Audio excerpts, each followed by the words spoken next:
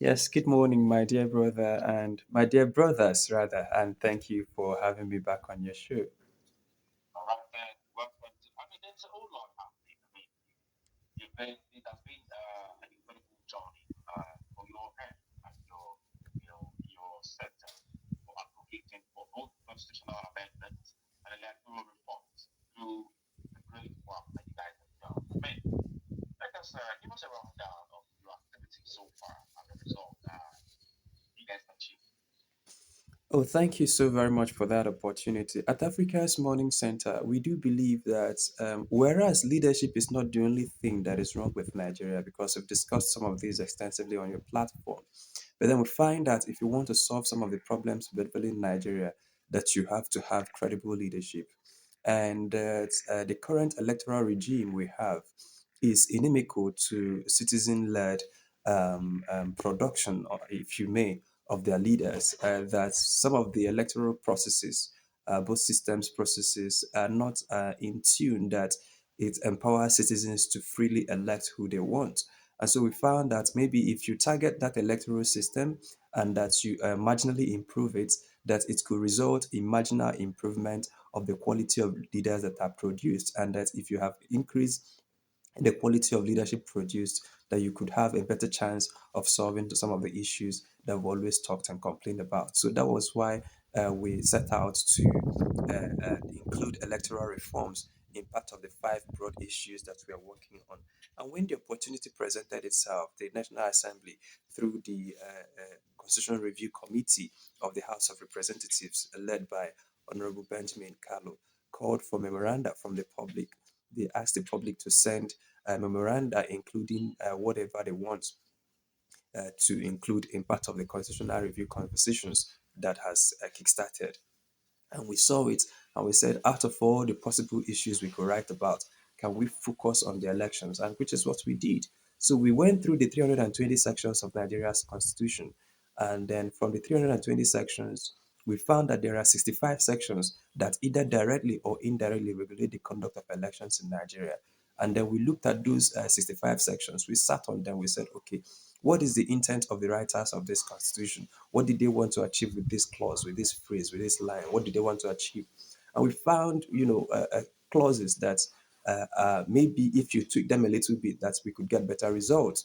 And so I isolated 14 from 320 to 65, and we further isolated 14. And then we said that if we can impact these 14 issues, these 14 sections of the Constitution, that we could have a better go at our elections. And those are the sections that we drafted.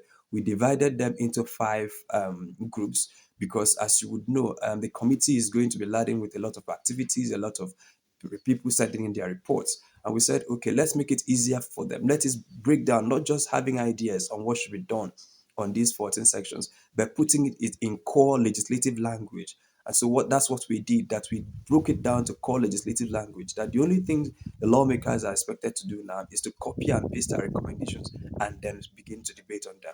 So that was what we did with the five proposals that our organization sent to the National Assembly. And we're happy at the receipt. First of all, the comment of the clerk of that committee said, oh, you guys, you've made our work very easy. If every Nigerian will be submitting their memo just like you did, I think it will be happy. We will be happier. And then, so that tells me that we did something for them.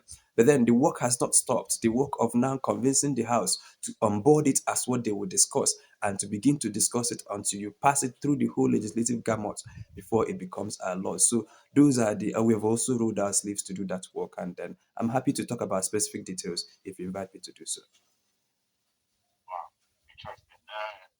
So much interest. But let's take a look to the question away from that. Let's talk about maybe what INEC into so far.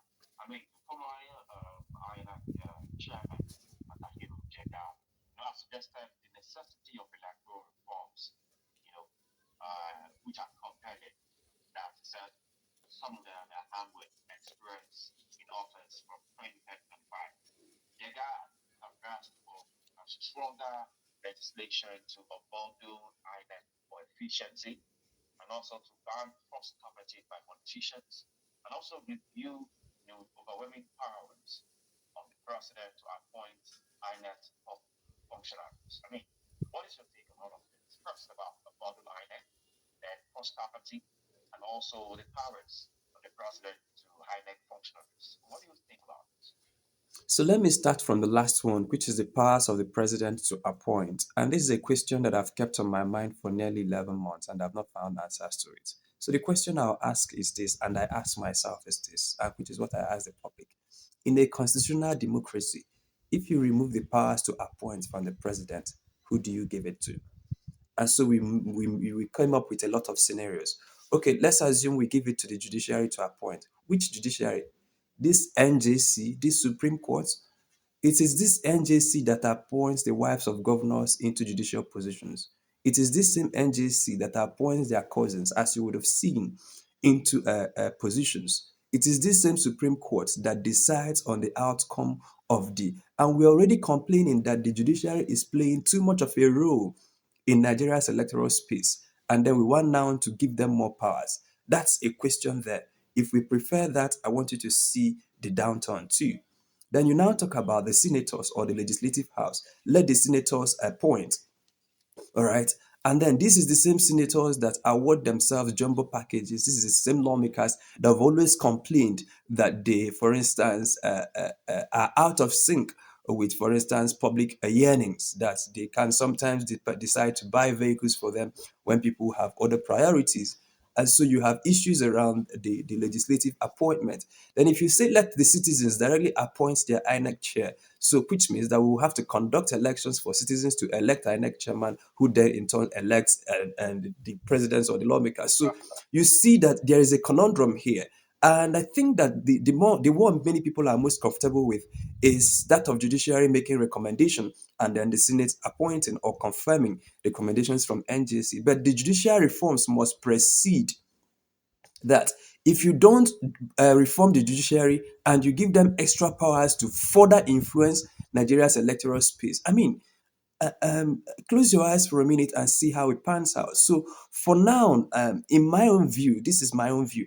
I have not found the answer to that question. I would want to take it away from the president, but I have not found who to give it to. And until you find who to give it to, you better retain it with where it is now, because there are All other right. bigger issues with our elections than who appoints the INEC chair. That's my own subjective view now. But again, I won't ram it on the throat of Nigerians. This is an ongoing conversation, and I'm happy that other organizations beyond mine have submitted their memoranda to the National Assembly. Let the debates begin, and then let the better idea win the day. All right. Let's quickly take a short break. When we come back, and you see to the other part about cross-carpeting and also the unbundling finance. We'll take a short break. When we return, show continues.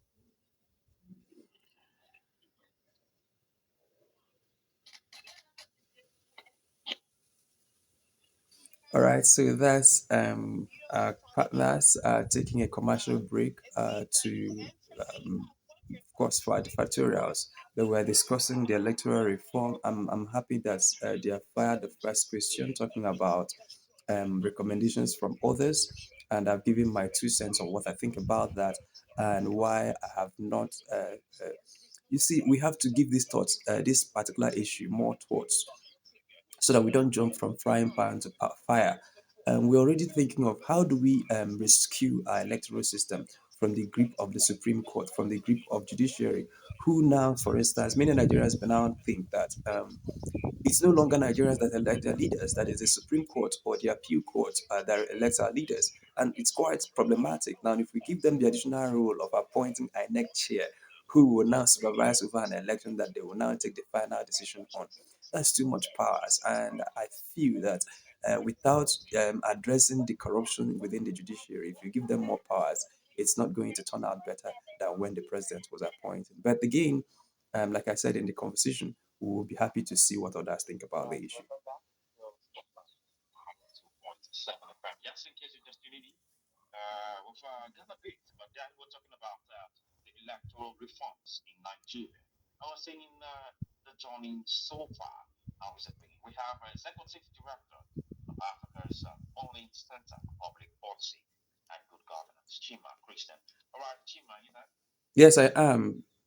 Okay, now so we're taking a look at the other part about the cross-party issues and also the issues of unbundled hierarchy. I mean, So what I've just laid out in the other part of the question where you talked about appointment of INEC chair is for you to see the kind of thinking and research work that goes into before people like us come to hold any public opinion. There are some things I clearly have not thought long enough to have informed opinion on. And so about unbundling of INEC, I have been privileged by the mercies of God to be invited by the Electoral Commission of India, where they walked us, not just me, but a few young chaps from around the globe, where they walked us through their electoral system. And I think I am happy with what I'm seeing in India. And by the way, India has a lot of similarities with Nigeria. Now, time will fail me to go into what they are doing and what I think we should learn from them. But unbundling of INEC is a matter that I would love to subject to further review and thinking. For instance, if we are saying unbundling of INEC, unbundle it into what? And then what are the different sub-components we are hoping to make out of it? And how might these sub-components better achieve the purpose? Because what we're looking for is a more credible outcome. And so I need to see, for instance, the cost benefit analysis of that. I need to see the operational, like if you are telling me you want to unbundle, if you unbundle it, what will it look like?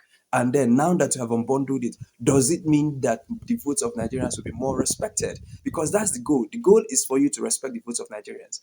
And so I have not thought about it to have an informed opinion. About cross carpeting, Nigeria has not grown to that place where our political parties are ideological based, and it's for a good reason. And I used to criticize it, but now I think I understand it and I think I support it. That many times what we have as political parties are loose special purpose vehicles. All right. For instance, today you can't find any difference between APC and Labour Party. There is none, apart from the candidates. There is none because you can't find any difference between PDP and APC. And then even when the smaller political parties are talking, criticizing, the very thing you find that is happening within the big establishment platforms are also happening within the small political parties. So look, all of these things are SPV. So what politicians do when they cross carpet is that when they find that their political aspirations are going to suffer in the purpose vehicle that they are part of, I don't think that cross carpeting is why INEC shut down its server. That's my thinking. The bottom line, and if I'm going to use a street language, they say that what they are looking for in the bottom port is the meat. The meat that we're looking for here is for Nigerians' votes to be elected, to be respected. Whether you are in PDP, whether you are a Labour Party, or whether you are in APC, once people give their votes, let it count. And I'm yet to see how that cross-carpeting issue will solve the problem of INEC not respecting the wishes of Nigerians. So on those two, I might support the unbundling when I see the technical details. But for the other issues, I think that they are not. They have not been. In terms of the way I rate things, they may not necessarily weigh that heavy on my scale. well, this is the time where Nigerians have been hopeful or were hopeful, at the elections, and it seems that so many things had gone wrong. What do you think were the failure of the last election?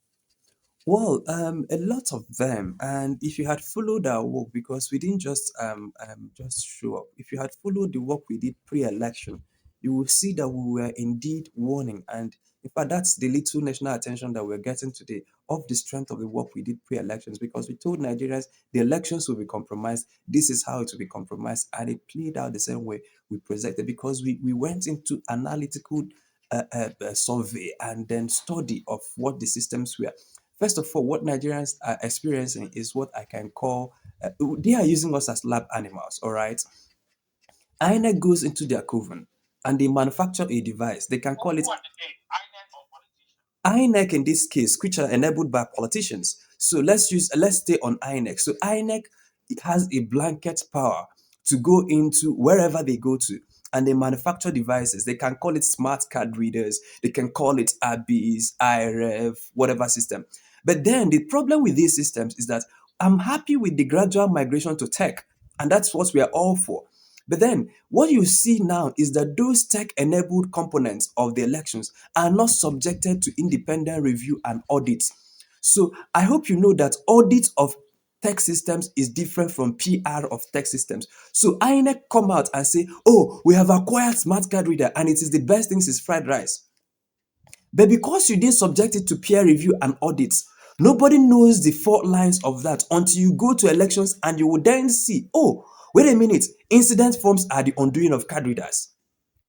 And then they say, okay, we have learned from that mistake, but wait a minute, you have jeopardized the life of a country for 4 years.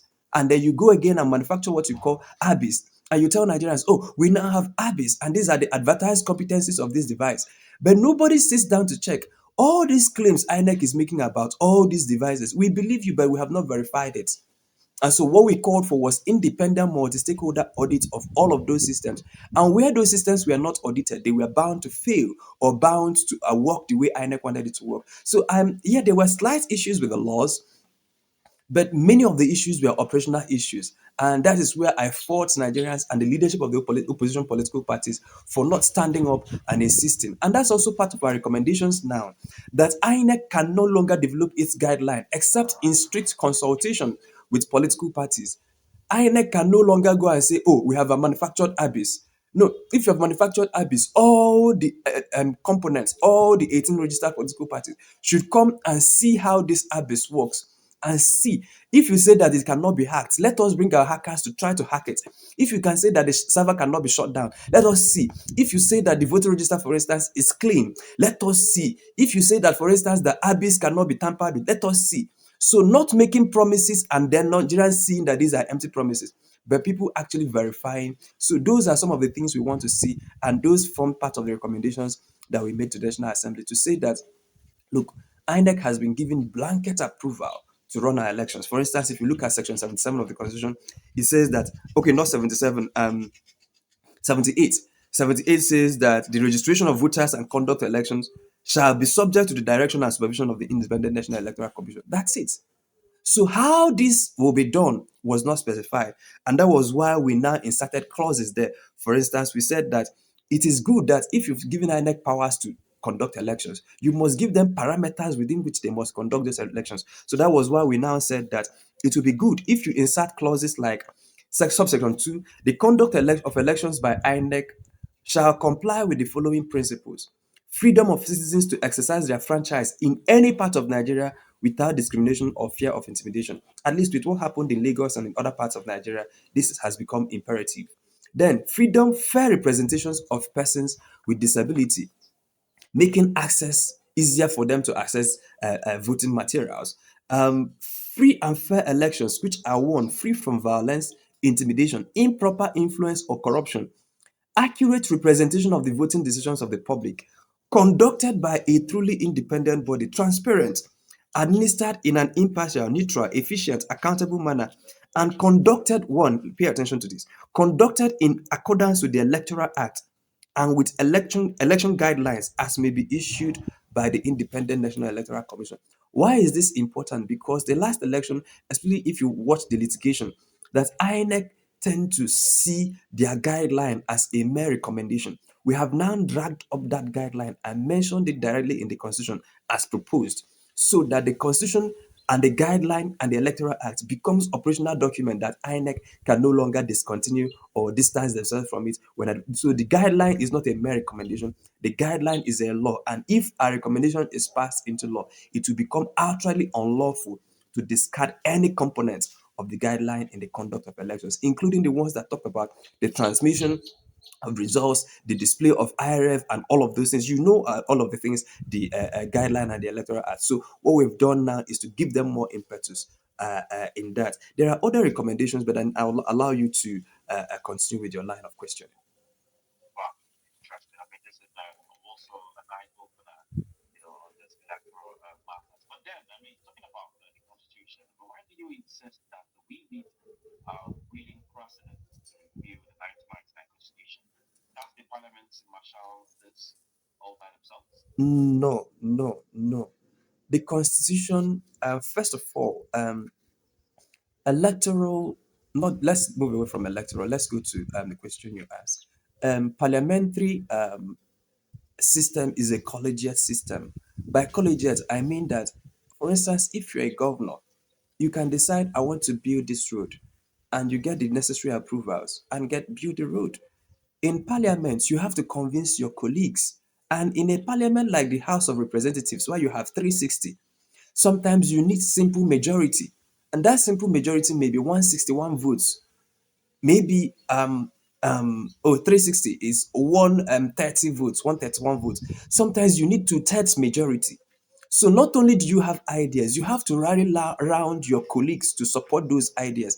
And so there are 5 stages of constitutional amendment. First is for the first reading, second reading, then committed to the committee stage, where the work will be done at the committee stage, and then you pass it at the House. And then the House of Representatives must agree, and then the Senate must agree. And this agree is not just simple majority, you need two-thirds majority to agree to change the constitution. So two-thirds of the lawmakers in both houses must agree. And when the Senate has passed, the House of Reps has passed, it now goes into what we call harmonization. That if what the Senate passed is different from what the House of Reps passed, it will not be a law. Both of them must harmonize and agree. And that harmonization is a process. And then after you have gotten the harmonization, it doesn't just become a law. You will send it to the state houses of assembly. There are 36 states of assembly in Nigeria. 24 of them must say yes. If 23 says yes, it's not a law. So you must get 24 out of the 36 state house assembly to agree. And then when you have gotten that, you now get the president to assent to. And then I hope now you now see why no civilian administration since Nigeria got its independence since 1960 has been able to operationally change the structure of Nigeria. The creation of more states was done by the military. The change of the constitution, every change of constitution has been done by the military. No civilian administration has changed their constitution. Beyond that, every major structural change in Nigeria, whether it's be movement away from the unitary system, from the regional system to unitary system, and from unitary system to creation of additional states, every major constitutional amendment has been done by the military, because the amount of cohesive energy you need to bring 360 people together and say, out of these 360, two-thirds of you must agree. And out of the 109 senators, two-thirds of you must agree. And then out of the what do you call it? Out of the 36 lawmakers, state house of assembly, which are populated by a number of individuals too, then people must agree. So you now see why it becomes operationally difficult. That you need a willing president who will roll his sleeve and go to work, because the amount of energy it takes to win a presidential election in Nigeria is almost the same amount of energy you need to change the constitution. So you must have a president who will go to work, convince the National Assembly, but also convince the State House of Assembly to support his constitutional review efforts. That's fine. So we trying to thank our listeners. Lots for the question that they have stored things them over and over again. But we all of this, we're trying to see how far we can go electorally. Hello, are you there? Yes, I am. Okay, I was saying something that are you saying that the joining of Benjamin Carver right now, who chairs the the Constitution review, is it? Are you saying it will take longer than expected? They can affect marginal. There are, so when you talk about Nigeria, there are issues that people can readily agree on. All right. But issues around restructuring, resource control, these are issues that people oppose. One, on regional basis, on religious sentiment, on outright fear. And so it is difficult to get two-thirds majority to support such ideas. So the ones that you can get people to agree on are things that are just the marginal issues around the elections, marginal issues around how we govern ourselves, marginal. So these are, but if you talk about the core issue of Nigeria, difficult to get two-thirds of the lawmakers, two-thirds of the senators, and two-thirds of the states. That was why you know that this constitution has been amended 5 times, and none of those amendments have been bold enough to address the issues. So I am happy with what Benjamin Carlo and his committee is doing, but I'm optimistic, but it is a cautious optimism, because I am going into that committee, making recommendations to that committee, clear-headed, clear-eyed, on the limitations they have. Because even if Benjamin Carlo wants,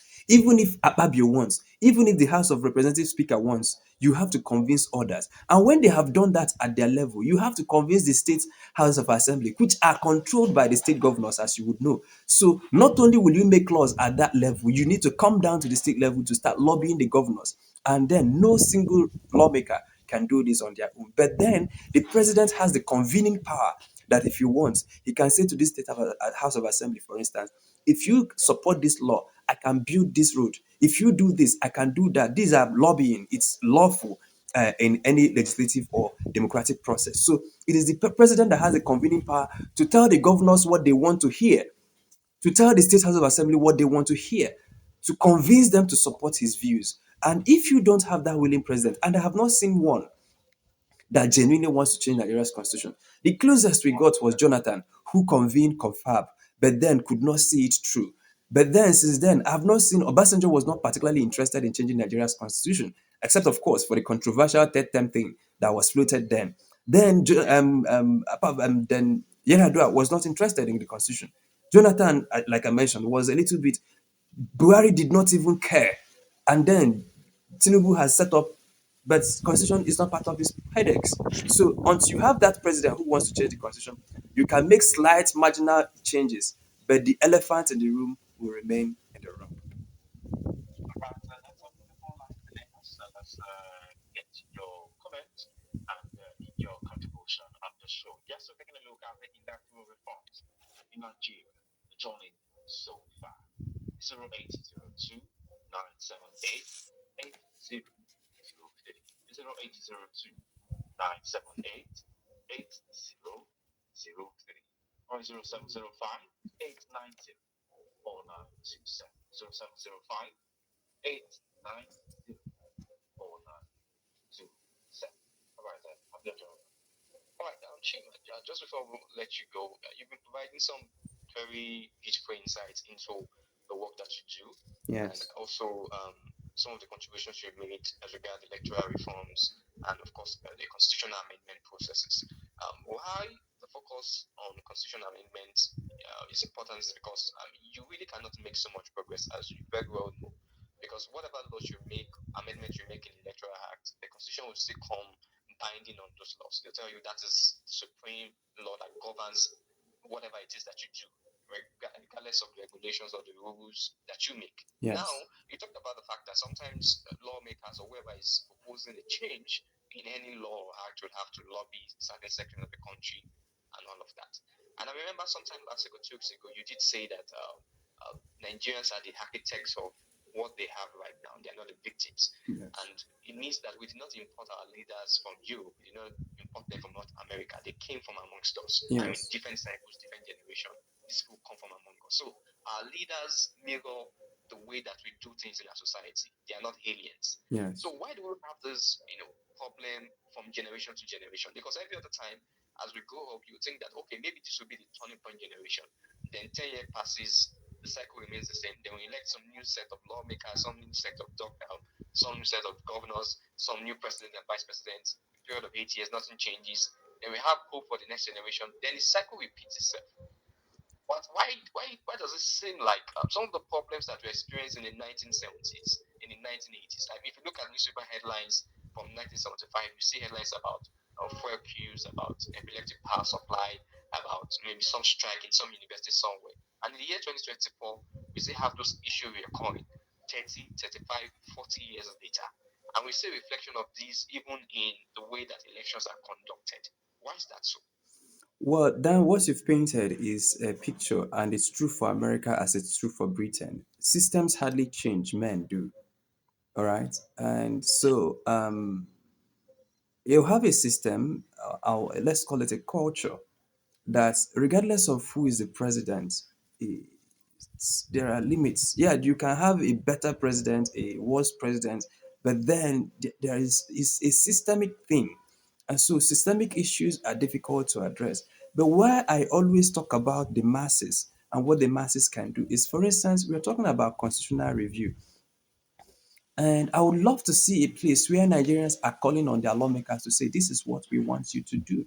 This is the aspect of our law we want. This is what we want you to do.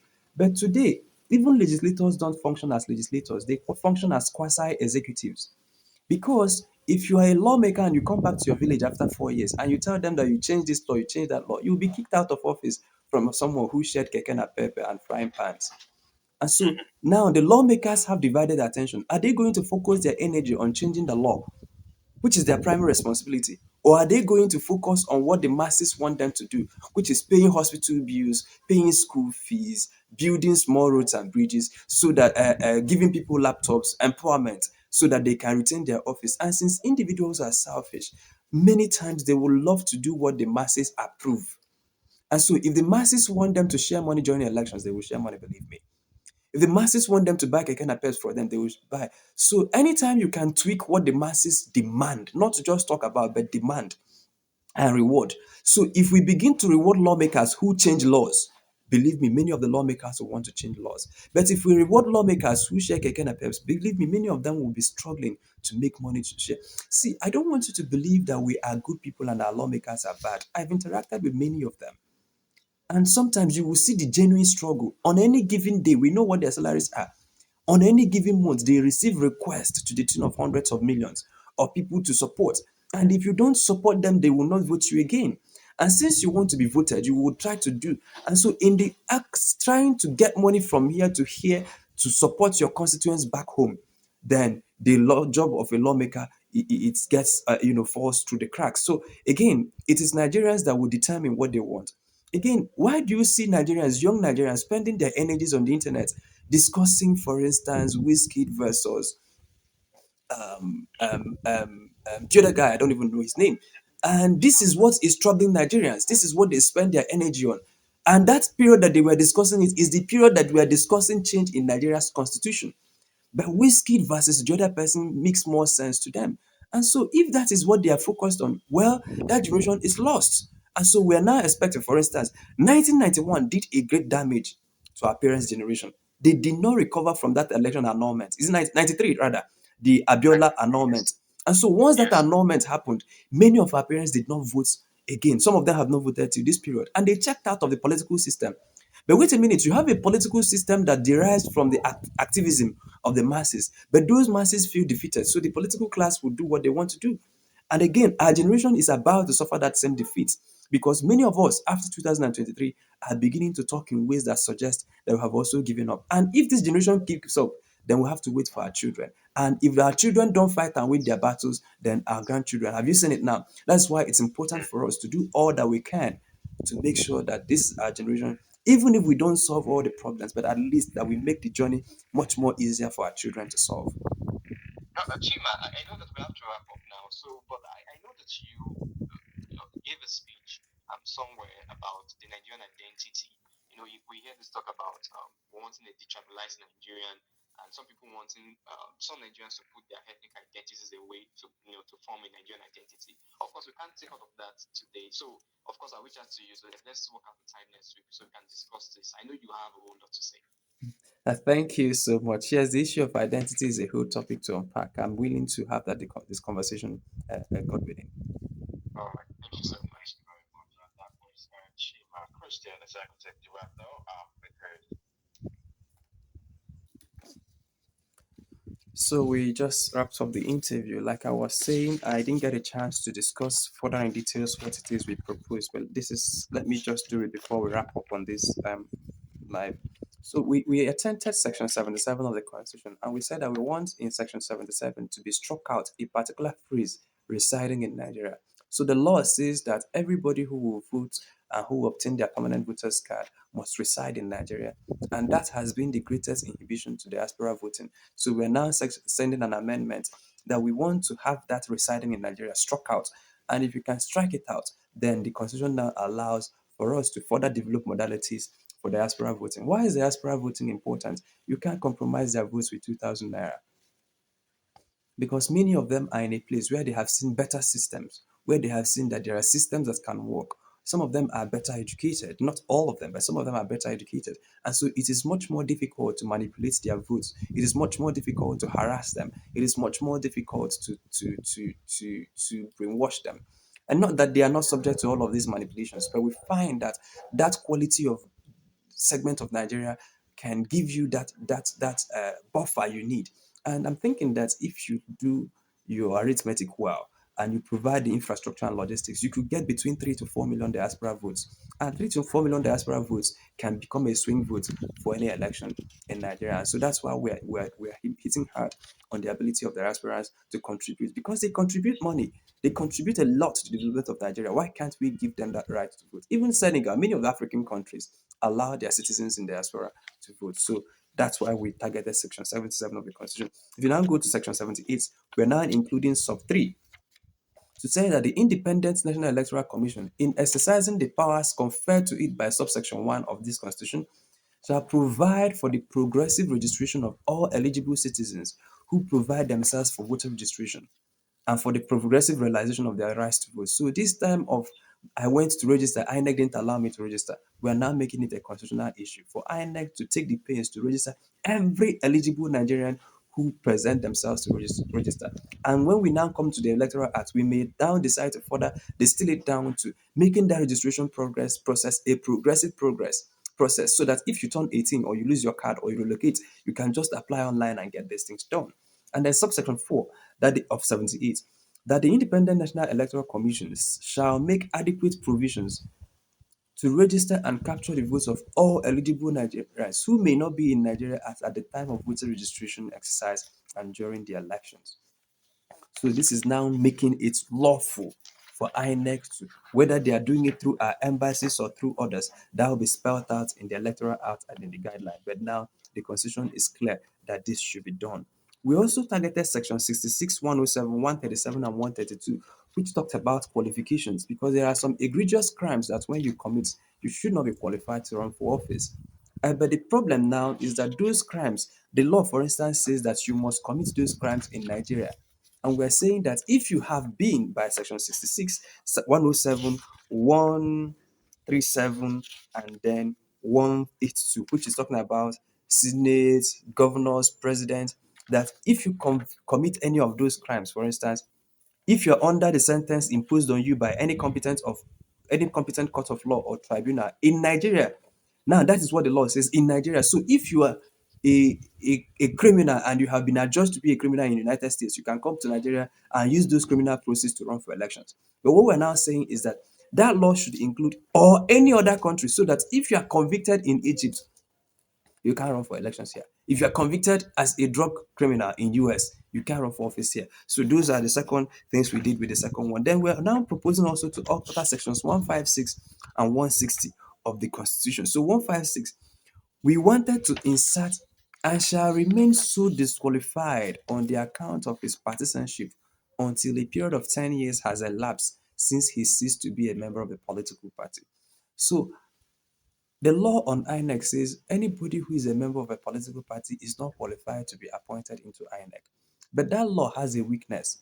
The weakness is that um, who is the current chairman of APC?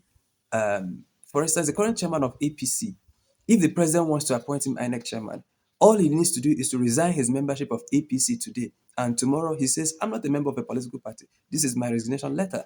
And so that was why you saw that a lot of people who were formerly members of political party were appointed into the commission because they resigned their membership yesterday. But you resigned your membership yesterday does not mean that you have, discountenanced some of the relationships you have, that you have discountenanced some of the biases you might have, that you might have discountenanced some of the friends you might have within the party and the establishment interest you might have to see to it that your political party is maybe giving undue or unfair advantage. And so for that commission to be truly independent and neutral, we're saying that if you have at any point within your life being a member of a political party or a vocal supporter of a politically exposed person, that 10 years will have to elapse between the last time you became a member of the political party and the next time you are qualified for constitution into INEC. So don't just resign and jump into INEC. No, you resign and stay for 10 years so that the APC will come out of you, the PDP will come out of you, the Labour Party will come out of you. After 10 years, it is ideal that the people who are appointed are not members of political parties.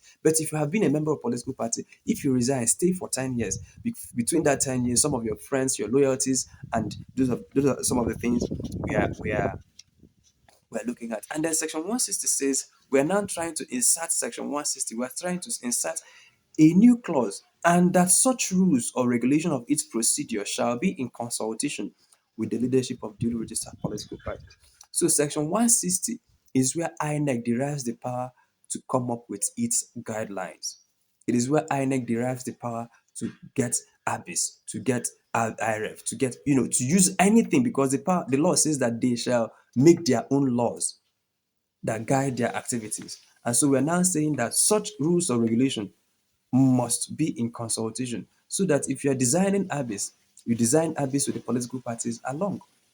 If you're designing IREF, you everything you are doing must be so. Now, the major laws governing the elections are decided at the National Assembly, the Constitution and the Electoral Act. But for this guideline, don't go in and manufacture guideline and impose it on the political parties. You must do it in consultation. If they don't agree, then we must have to stay on it until we agree on the modalities. That is the bottom line of the third recommendation. The fourth recommendation is to alter, I think, sections 69 and to alter sections 110. So, section 69 is talking about recall of lawmakers. And so, the lawmakers, because since 1999, no lawmaker has been successfully recalled. And we find that if you can be able to recall lawmakers or threaten them with a recall, that you're not just going to elect someone who is unaccountable for 4 years, right? That if we elect a lawmaker, maybe it's an electoral mistake that we've made, but let us have the opportunity to recall him because the Constitution provides for that opportunity to recall lawmakers, right? And but the law is difficult to implement because the law says that before we can recall anybody, we must get two-thirds of the total number of votes in that constituency.